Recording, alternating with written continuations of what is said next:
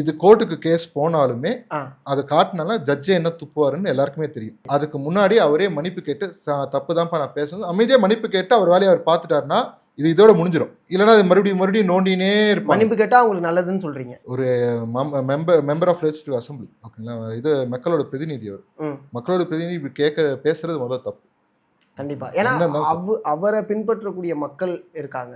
So அவங்களுக்குமே அங்கே ஒரு மேபி எனக்கு தெரிஞ்சு அந்த ஊர்ல இருந்துமே போயிருப்பாங்கல்ல. இல்லை, அதுதான் சொல்றோம். நம்ம அவர் ஊர்லயே அதனால தான் அந்த அன்னைக்கு பேசின அன்னைக்கு அவர் ஊர்ல இருந்து அடுத்த நாளுக்கு அந்த ஊர்ல இருந்து வந்திருக்காங்க. அந்த பெல்ட் திருவாரூர் இந்த சைட்ல இருந்து தான் வந்திருக்காங்க.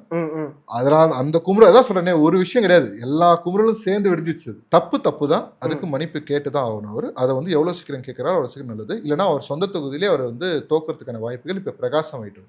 Okay okay. ஏன்னா ஒரு அண்ணனா பார்க்கக்கூடிய இடத்துல இப்படி பேசுறதுங்கிறது எல்லாருடைய குமுறலா என்ன இருந்துச்சுன்னா, அரசியல் ரீதியாக நீங்க எவ்வளவு வேணா விமர்சனம் படுத்தீங்க, அது பிரச்சனை கிடையாது. மாற்றி நீங்க விமர்சனம் பண்றது அரசியல்ல நம்ம பார்க்கக்கூடிய ஒரு விஷயம்தான்.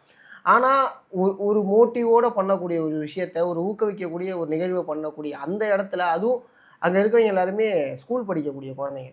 ஸோ அவங்களுக்குள்ள நீங்கள் எந்த ஒரு விஷயத்தை இன்ஜெக்ட் பண்ணுறீங்க அப்படிங்கிற ஒரு கேள்வி புத்தி தப்பு.